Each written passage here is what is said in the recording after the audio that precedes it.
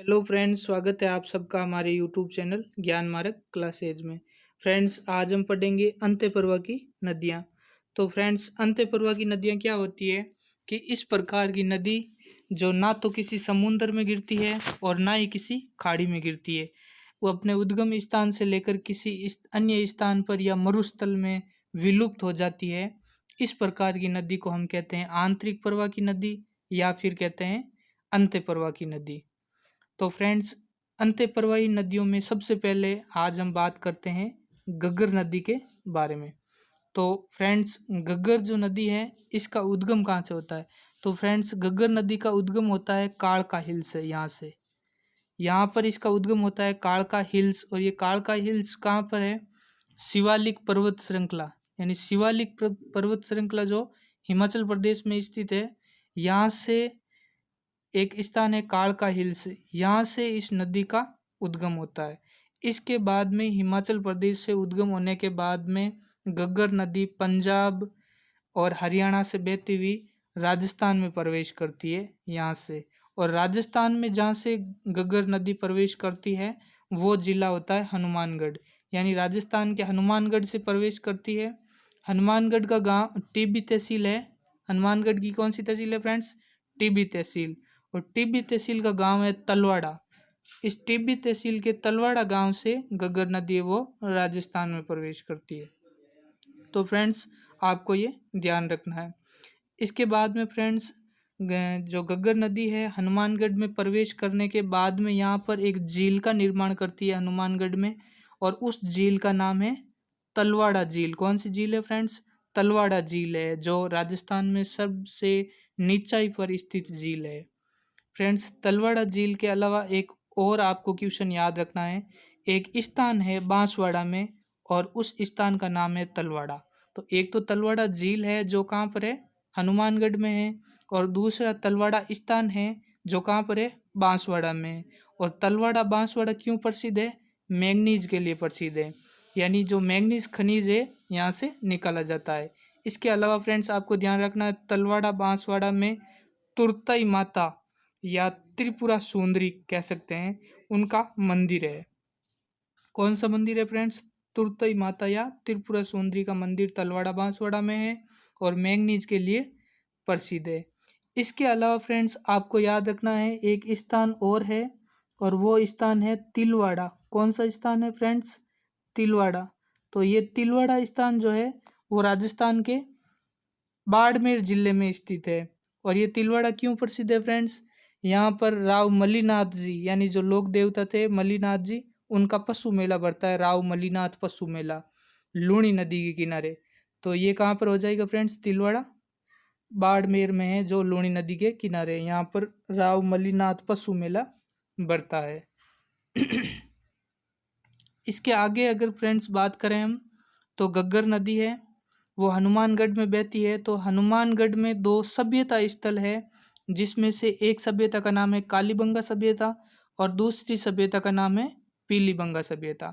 तो फ्रेंड्स, आपको पूछा जा सकता है कि कालीबंगा सभ्यता और पीलीबंगा सभ्यता है वो किस नदी के किनारे है?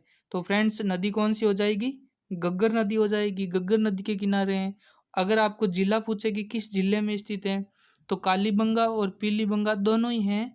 जो सभ्यता स्थल वो राजस्थान के हनुमानगढ़ जिले में स्थित है। इसके बाद में फ्रेंड्स, ये घग्गर नदी है वो हनुमानगढ़ के बाद में गंगानगर में बहती हुई के कहाँ पर जाती है? ये जाती है फोर्ट अब्बास में। और ये फोर्ट अब्बास जो स्थान है ना, वो है पाकिस्तान में। कहाँ पर है फ्रेंड्स? पाकिस्तान में। यहाँ पर जाकर ये घग्गर नदी है वो विलुप्त हो जाती है। तो ये थी घग्गर नदी फ्रेंड्स।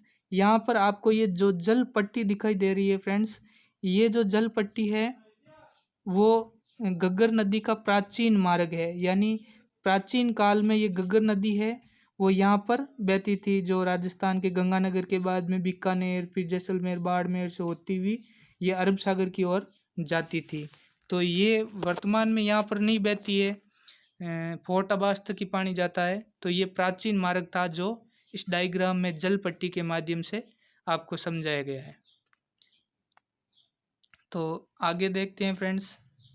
अगर उद्गम की बात हमने कर ली थी, उद्गम कहाँ से हो जाएगा घग्गर नदी का? कालका पहाड़ी जो शिवालिक श्रृंखला की है, और राज्य हिमाचल प्रदेश, यानी हिमाचल प्रदेश की कालका पहाड़ी शिवालिक श्रृंखला से घग्गर नदी का उद्गम होता है। अगर हम अफवा क्षेत्र की बात करें फ्रेंड्स, तो अफवा क्षेत्र एक तो हिमाचल प्रदेश, फिर पंजाब, फिर हरियाणा और राजस्थान हो जाएगा। लेकिन अगर हम राजस्थान की बात करें तो राजस्थान के 2 जिले हैं फ्रेंड्स, और वो 2 जिले कौन कौन से हैं? एक तो है गंगानगर और एक है हनुमानगढ़। इन 2 जिलों में राजस्थान में घग्गर नदी बहती है, तो ये 2 जिले अफवा क्षेत्र के हो जाएंगे। फ्रेंड्स, अगर हम घग्गर नदी के उपनाम की बात करें तो घग्गर नदी को सरस्वती भी कहते हैं, जो इसका प्राचीनतम नाम है, सराउ ऑफ राजस्थान, यानी घग्गर नदी को प्राचीन सरस्वती भी कहते हैं। फ्रेंड्स, ये एकमात्र ऐसी नदी है राजस्थान की जिसका उल्लेख ऋग्वेद में भी किया गया है। फ्रेंड्स, ये भी ध्यान रखना आपको, जो हमारा ऋग्वेद है सबसे प्राचीन वेद है सनातन धर्म का, इसमें भी घग्गर नदी का उल्लेख मिलता है, तो ये भी ध्यान रखना फ्रेंड्स। इसके अलावा और कौन कौन से नाम है घग्गर नदी के? तो मर्त नदी, नट नदी, द्वेषद्वती नदी, सोता नदी, ये सब नाम है।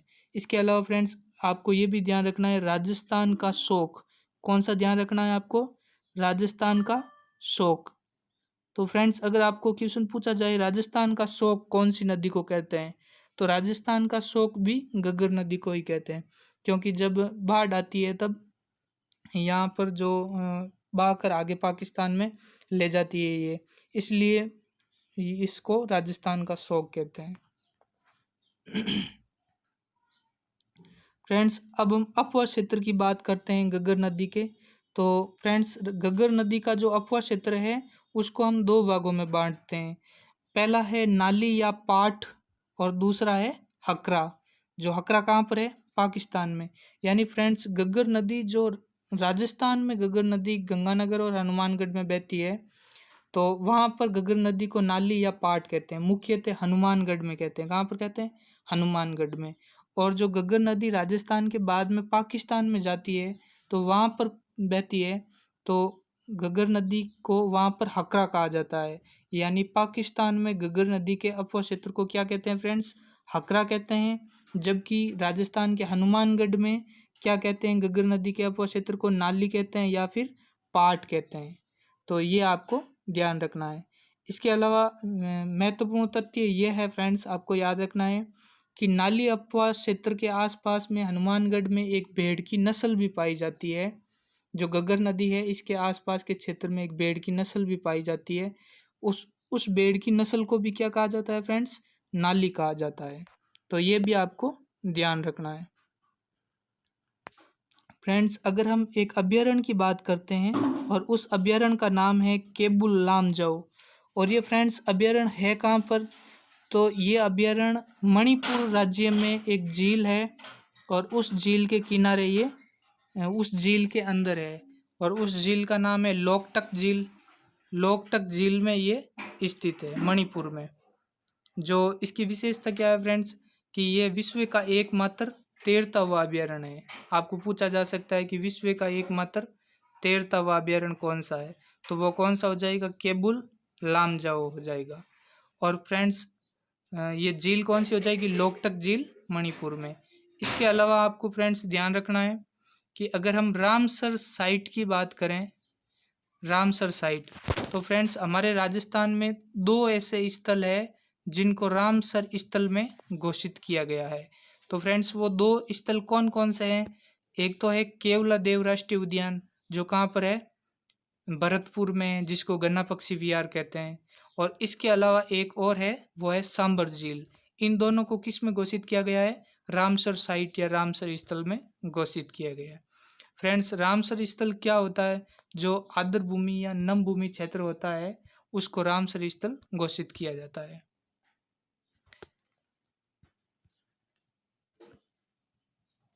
आगे बात करें फ्रेंड्स फोर्ट अब्बास की। फोर्ट अब्बास क्या है? तो हमने पढ़ा था कि पाकिस्तान में स्थित घग्गर नदी का अंतिम स्थान जहाँ पर घग्गर नदी विलुप्त हो जाती है, वो स्थान कौन सा है? फोर्ट अब्बास है। और अगर जल पट्टी की बात करें तो जैसलमेर में स्थित जो सरस्वती नदी के अवशेष है, वर्तमान में अवशेष बचे हैं, उसको जल पट्टी कहते हैं।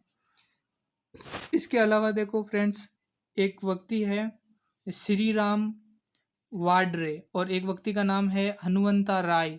इन दोनों को सरस्वती नदी के प्राचीन मार्ग को खोजने के लिए नियुक्त किया गया था। तो फ्रेंड्स, पूछा जा सकता है कि सरस्वती नदी के प्राचीन मार्ग को खोजने के लिए किसको नियुक्त किया, तो वो व्यक्ति कौन कौन हो जाएंगे? वो व्यक्ति हो जाएंगे श्री राम वाड्रे और हनुमंता राय। इन दोनों को सरस्वती नदी के प्राचीन मार्ग को खोजने के लिए नियुक्त किया था। आगे फ्रेंड्स देखते हैं, हिमाचल यानी शिवालिक श्रेणी से राजस्थान आने वाली एकमात्र नदी, तो वो एकमात्र नदी कौन सी हो जाएगी? घग्गर हो जाएगी। और जो देश की सबसे लंबी अंतःप्रवाही नदी है, फ्रेंड्स राजस्थान का पूछा जाए तो भी यही है घग्गर, और पूरे भारत की पूछी जाए तो भी घग्गर नदी है, क्योंकि अगर पूरे भारत की सबसे बड़ी होगी तो राजस्थान की तो अपने आप ही होनी है। तो राजस्थान की सबसे बड़ी और इंडिया की भी सबसे बड़ी अंतःप्रवाही नदी कौन सी है? घग्गर नदी है। तो फ्रेंड्स, ये थी घग्गर नदी। अब हम आगे पढ़ते हैं, अगली जो 2 नंबर पर हम पढ़ रहे हैं आंतरिक प्रवाह की और भी नदियां हैं राजस्थान में, उसमें से हम पढ़ रहे हैं कांतली नदी। फ्रेंड्स, ये कांतली नदी है, ये भी आंतरिक प्रवाह की नदी है। तो इसके बारे में पढ़ते हैं फ्रेंड्स। कांतली नदी है, इसका उद्गम कहाँ से होता है? खंडेला की पहाड़ी से। और ये खंडेला की पहाड़ी है कहाँ पर फ्रेंड्स? खंडेला की पहाड़ी है सीकर में। कहाँ पर है? सीकर जिले में स्थित है। और इसके अपवा क्षेत्र की बात करें, जो कांतली नदी है इसके अपवा क्षेत्र की, तो ये मुख्यतः 2 जिलों में फैली हुई है, सीकर और झुंझुनू। चूरू की सीमा पर जाती है, लेकिन चूरू जिले में प्रवेश नहीं करती है। चूरू जिले की सीमा पर ये विलुप्त हो जाती है वहीं पर। फ्रेंड्स, इंपॉर्टेंट क्वेश्चन इसका यह है कि जो कांतली नदी है इसके अपवा क्षेत्र को क्या कहते हैं? तोरावाटी कहते हैं। कांतली नदी के अपवा क्षेत्र को तोरावाटी कहा जाता है। फ्रेंड्स, कल हमने पढ़ा था लूणी नदी, तो लूणी नदी के अपवा क्षेत्र को क्या कहते हैं फ्रेंड्स? गोडवाड़ प्रदेश कहते हैं, और नहर या नाला भी कहा जाता है लूणी नदी के अपवा क्षेत्र को। उसी प्रकार जो कांतली नदी है इसके अपवा क्षेत्र को क्या कहा जाता है? तोरावाटी कहा जाता है। तो फ्रेंड्स, यहाँ से इसका उद्गम होता है, इस डायग्राम के माध्यम से आप समझ सकते हो। यह है खंडेला की पहाड़ी सीकर में। खंडेला की पहाड़ी सीकर से उद्गम होता है और ये आगे बहती है। तो यहाँ पर आगे फ्रेंड्स एक सभ्यता है, और उस सभ्यता का नाम है गणेश्वर सभ्यता। कौन सी सभ्यता है फ्रेंड्स? गणेश्वर सभ्यता है, जो कौन सी नदी के किनारे हो जाएगी? कांतली नदी के किनारे। और ये है कहाँ पर गणेश्वर सभ्यता? तो ये नीम का थाना सीकर, स्थान का नाम है नीम का थाना, जो सीकर में स्थित है। यहाँ पर ये गणेश्वर सभ्यता है। तो फ्रेंड्स, राजस्थान पुलिस 2014 का एग्जाम हुआ था, उसमें क्वेश्चन पूछा था कि गणेश्वर सभ्यता है वो किस नदी के किनारे है। तो फ्रेंड्स, नदी कौन सी हो जाएगी? कांतली नदी। इसके बाद में ये कांतली नदी आगे सीकर से आगे झुंझुनू में बहती है, और झुंझुनू में बहते हुए चूरू की सीमा है, यहाँ पर चूरू की सीमा पर ये विलुप्त हो जाती है। इसके अलावा फ्रेंड्स, आपको ये भी ध्यान रखना है कि झुंझुनू में एक सभ्यता है, सुनारी सभ्यता, जो कहाँ पर है? खेतड़ी झुंझुनू में है। ये सुनारी सभ्यता भी कांतली नदी के आसपास बसी हुई है। तो फ्रेंड्स, ये थी कांतली नदी। अब हम आगे पढ़ रहे हैं बाणगंगा नदी। तो फ्रेंड्स, बाणगंगा नदी का उद्गम है वो कहाँ से होता है? बैराट की पहाड़ी जयपुर से होता है। बाणगंगा नदी को कहते हैं अर्जुन की गंगा। क्या कहते हैं फ्रेंड्स? अर्जुन की गंगा। ये भी आपको ध्यान रखना है। अर्जुन की गंगा किसको कहते हैं? बाणगंगा को कहते हैं। और इसके अपवा क्षेत्र की बात करें, इसके अपवा क्षेत्र की बात करें तो फ्रेंड्स, जिला हो जाएगा जयपुर, जहाँ से इसका उद्गम होता है। इसके बाद में दौसा, और दौसा के बाद में भरतपुर, यहाँ पर ये बहती है। तो फ्रेंड्स, बाणगंगा के क्या नाम हो जाएंगे? अर्जुन की गंगा, ये नाम हो जाएंगे। महाभारत में भी इसका उल्लेख मिलता है फ्रेंड्स, कि जो पांडव थे उसमें से एक अर्जुन था, और अर्जुन की पत्नी को एक बार प्यास लगी थी। तो अर्जुन ने अपनी पत्नी की प्यास बुझाने के लिए तीर चलाया, और जहाँ से तीर चलाया वहाँ से एक जलधारा फूट गई। तो वहाँ से एक नदी निकल गई, और उस नदी का क्या नाम है? बाणगंगा। इसलिए इस नदी को अर्जुन की गंगा भी कहते हैं। हालांकि फ्रेंड्स, ये सब जनश्रुतियाँ हैं, इसका कोई प्रमाणिक अवशेष नहीं मिलता, लेकिन फिर भी ऐसी जनश्रुतियाँ हमारे पुराणों में, महाभारत में ऐसा उल्लेख मिलता है। फ्रेंड्स ये देखिए बाणगंगा नदी का उद्गम, तो उद्गम हो जाएगा बैराट सभ्यता या बैराट हिल्स यानी बैराट की पहाड़ी, जो कहाँ पर है, जयपुर में, यहाँ से इसका उद्गम होता है। और इसके आगे ये बहती है जयपुर जिले में, तो जयपुर जिले में यहाँ पर एक बांध बना हुआ है और उस बांध का नाम है रामगढ़ बांध। कौन सा बांध है फ्रेंड्स, रामगढ़ बांध, जो कौन सी नदी पर स्थित हो जाएगा, बाणगंगा नदी पर स्थित हो जाएगा। बाणगंगा पर कौन सा बांध हो जाएगा, रामगढ़ बांध। इसके आगे ये बहती हुई धौलपुर में एक अन्य नदी आती है गंभीरी नदी, तो गंभीरी नदी में ये मिल जाती है। यहाँ पर एक गंभीरी और बाणगंगा इन दोनों के संगम पर एक यहाँ पर भी बांध बनाया गया है और उस बांध का नाम है अजान बांध, जो कहाँ पर है, केवला देव जो राष्ट्रीय अभ्यारण्य है भरतपुर, वो भरतपुर में स्थित है। तो यहीं पर ये विलुप्त हो जाती है फ्रेंड्स, कौन सी नदी, बाणगंगा नदी। पहले ये बाणगंगा नदी है वो बंगाल की खाड़ी में गिरने वाली नदियों की श्रेणी में आती थी, क्योंकि ये प्राचीन काल में है ना, ये जो प्राचीन मार्ग आपको दर्शाया गया है, ये प्राचीन काल में यमुना में जाकर मिलती थी और यमुना आगे गंगा में जाकर मिलती थी और गंगा है वो बंगाल की खाड़ी में गिरती थी। लेकिन अब वर्तमान में ऐसा नहीं है फ्रेंड्स, वर्तमान में बाणगंगा है वो यहीं धौलपुर और भरतपुर के आसपास में ही विलुप्त हो जाती है। तो ये इसलिए आंतरिक प्रवाह की नदी वर्तमान में हो गई है।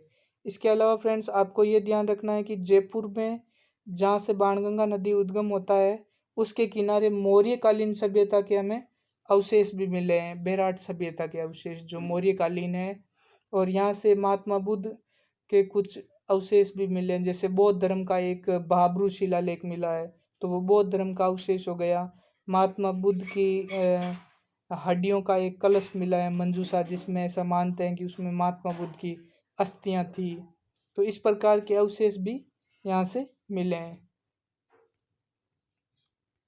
अब बात करते हैं फ्रेंड्स, हम उपनाम बात करते हैं कि इसके उपनाम कौन कौन से हैं यानी बाणगंगा के उपनाम कौन कौन से हैं।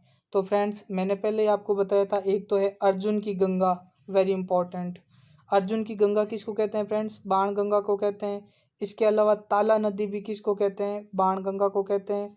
और रुणठित नदी, फ्रेंड्स एग्जाम में ये पूछा गया कि उसने रुणठित नदी का पिछली बार सेकंड ग्रेड में पूछा था कि रुणठित नदी कौन सी है। तो फ्रेंड्स इसका ध्यान रखना, रुणठित नदी है वो बाणगंगा है। और ये रुणठित क्यों है, क्योंकि वह नदी जो अपनी मुख्य नदी में गिरने से पहले ही समाप्त हो जाती है, ऐसी नदी को हम क्या कहते हैं, रुणठित नदी कहते हैं। और ये अपनी मुख्य नदी कौन सी थी, यमुना, उस यमुना में गिरने से पहले ही ये रुणठित हो गई थी यानी विलुप्त हो गई थी, इसलिए इसको रुणठित नदी कहा जाता है। और फ्रेंड्स ये दर्जा राजस्थान में रुणठित नदी का दर्जा बाणगंगा को कब दिया गया, सन 2012 में दिया गया था। आगे हम फ्रेंड्स बात करते हैं बांध परियोजना की। तो फ्रेंड्स बांध परियोजना दो प्रकार की है, बाणगंगा पर दो प्रकार के बांध है। एक तो हमने पढ़ा था रामगढ़ बांध जो जयपुर में है, और दूसरा है अजान बांध जो केवला देव राष्ट्रीय उद्यान गन्ना पक्षी विहार भरतपुर जो स्थित है, वहाँ पर ये दो बांध है, अजान बांध और रामगढ़ बांध।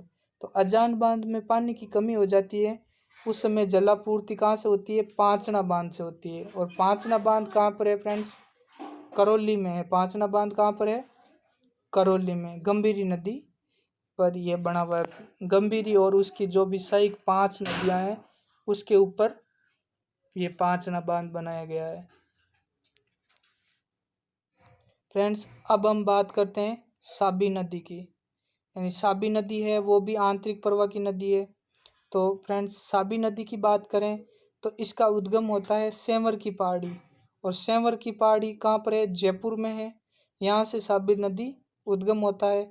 उद्गम के बाद में ये जयपुर से होकर अलवर में बहती है, अलवर से बहती हुई हरियाणा में चली जाती है। हरियाणा में कौन सा स्थान है फ्रेंड्स, गुड़गांव, गांव का नाम है गुड़गांव, अब नया नाम हो गया है गुरुग्राम हरियाणा। तो वहाँ पर जाकर ये विलुप्त हो जाती है। और इम्पोर्टेंट फैक्ट ये है फ्रेंड्स कि जयपुर में एक सभ्यता है जोधपुरा सभ्यता। कौन सी सभ्यता है, जोधपुरा सभ्यता। यहाँ पर हाथी दांत के अवशेष पाए जाते हैं। इस सभ्यता से हाथी दांत के अवशेष मिले थे। ये जो सभ्यता है वो साबी नदी के किनारे है। राजस्थान से हरियाणा के गुड़गांव के मैदान में विलीन होने वाली ये एकमात्र नदी है। कौन सी? साबी। तो फ्रेंड्स इसका भी आपको ध्यान रखना है। फिर बात करते हैं फ्रेंड्स रूपा रेल नदी का। तो रूपा रेल नदी का अन्य नाम है, वो नाम है वरा नदी। कौन सी नदी है? वरा नदी। और इसका उद्गम कहाँ से होता है? उदयनाथ की पहाड़ी अलवर से होता है। फ्रेंड्स ये एग्जाम में पूछा गया है उदयनाथ पहाड़ी का। ये भी राजस्थान पुलिस कांस्टेबल एग्जाम 2013 में पूछा था कि उदयनाथ की पहाड़ी कहाँ पर है। तो उदयनाथ की पहाड़ी अलवर में है। यहाँ से रूपा रेल नदी का उद्गम होता है। तो यह है अलवर का रूपा रेल, उदयनाथ की पहाड़ी रूपा रेल नदी का उद्गम होता है। और इसके अलावा फ्रेंड्स यहाँ पर एक मोती झील भी बनाई गई है इस नदी पर, जो भरतपुर में। मोती झील कहाँ पर है फ्रेंड्स? भरतपुर में। और मोती झील को भरतपुर की क्या कहते हैं? भरतपुर की जीवन रेखा भी कहा जाता है। और इस मोती झील से एक नहर निकाली गई है, जिस नहर का नाम है सुजान गंगा नहर, जिसके किनारे लोहागढ़ दुर्ग है। लोहागढ़ दुर्ग के आसपास में जो पानी लाया जाता है, लोहागढ़ दुर्ग के चारों ओर खाइयाँ हैं, उस खाइयों में पानी भरा जाता है। तो वो पानी कहाँ से लाया जाता है फ्रेंड्स? मोती झील जो भरतपुर में है वहाँ से लाया जाता है। तो फ्रेंड्स मोती झील के बारे में इम्पोर्टेंट फैक्ट्स ये है कि भरतपुर में रूपा रेल नदी पर निर्मित है, जिसे भरतपुर की जीवन रेखा भी कहा जाता है। भरतपुर की जीवन रेखा मोती झील। और इसमें N2 शैवाल पाए जाते हैं, यानी नाइट्रोजन। N2 का मतलब नाइट्रोजन। नाइट्रोजन शैवाल किस में पाए जाते हैं? तो आपको याद रखना है मोती झील में पाए जाते हैं। रूपा रेल नदी का अन्य नाम क्या हो जाएगा फ्रेंड्स? वरा नदी हो जाएगा। तो ये महत्वपूर्ण फैक्ट है वो आपको याद रखने हैं। अब हम बात करते हैं सुजान गंगा का। तो सुजान गंगा क्या है फ्रेंड्स? ये एक लिंक या चैनल है जो मोती झील से जलापूर्ति व मोती झील से लोहागढ़ तक करता है, यानी एक नहर बनाई गई है फ्रेंड्स, ऐसा मान सकते हैं हम। चैनल का मतलब यही है जो मोती झील से जलापूर्ति लोहागढ़ दुर्ग भरतपुर तक होती है। फ्रेंड्स अगर हम इंडिया की बात करें, भारत की, तो इंडिया का सबसे ऊंचा जलप्रपात है वो है कुचिगल, कर्नाटक में, और वो वाराहा नदी पर स्थित है। फ्रेंड्स भारत का सबसे ऊंचा जलप्रपात।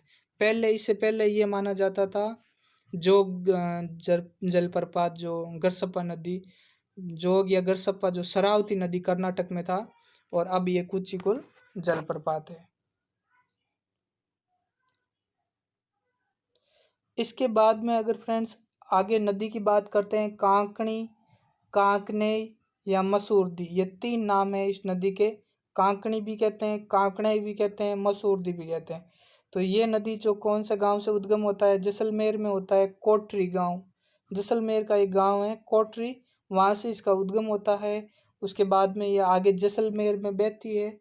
जैसलमेर में बहती हुई बुध झील का निर्माण करती है। कौन सी झील का निर्माण करती है फ्रेंड्स? बुध झील का निर्माण करती हुई है। और आगे जाकर मिट्टी खाड़ी में, ये वहीं पर थोड़ी पास में ही मिट्टी खाड़ी है, वहाँ पर ये विलुप्त हो जाती है। इसके अलावा और कौन कौन सी फ्रेंड्स आंतरिक प्रवाह या अंत्य प्रवाह की नदियाँ हैं, अगर उनकी हम बात करें तो फ्रेंड्स कुछ आंतरिक प्रवाह की नदियाँ हैं जो सांबर झील में गिरती है। तो फ्रेंड्स सांबर झील में गिरने वाली जो आंतरिक प्रवाह की नदियाँ कौन कौन सी हैं? तो फ्रेंड्स सीकर से एक नदी आती है, खंडेला की पहाड़ियाँ से खंडेला की नदी का नाम खंडेला है, और खंडेल नदी भी कहते हैं इसको। ये आकर सांबर झील में गिरती है। और मनोरपुरा की पहाड़ी जयपुर से भी एक नदी आती है जिसका नाम है मैनथा। ये मैनथा नदी भी आकर कहाँ गिरती है? सांबर झील में गिरती है। इसके अलावा फ्रेंड्स एक अजमेर से नदी आती है और उसका नाम है रूपनगढ़। ये रूपनगढ़ नदी भी कहाँ पर गिरती है? सांबर झील में गिरती है। और इसके अलावा नागौर से एक और नदी आती है खारी, जो भी कहाँ पर आकर गिरती है? सांबर झील में आकर गिरती है। तो फ्रेंड्स आपको पूछा जा सकता है कि सांबर झील में गिरने वाली नदियाँ कौन कौन सी है? तो आपको याद रखना है मेंथा, रूपनगढ़, खारी और खंडेला, ये 4 नदियां हैं जो सांबर झील में गिरती है। तो ये सांबर झील है फ्रेंड्स। और सांबर झील किन किन जिलों में फैली हुई है, अगर ऐसा क्वेश्चन आपको पूछा जाए तो सांबर झील जयपुर, अजमेर और नागौर, इन तीनों जिलों में फैली हुई है।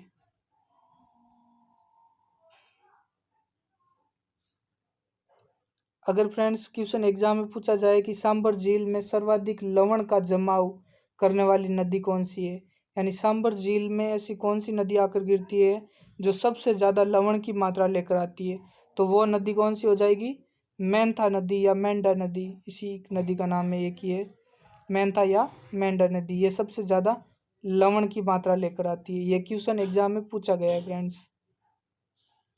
तो फ्रेंड्स ये थी आंतरिक प्रवाह की नदियाँ, जो मैंने आपको सारी डिटेल और सारे जो भी एग्ज़ाम में पूछे जाने वाले तथ्यात्मक सवाल थे वो मैंने आपको बताए। फ्रेंड्स अगर आपको मेरा वीडियो अच्छा लगा तो मेरे चैनल को सब्सक्राइब करें, लाइक करें और शेयर भी ज़रूर करें।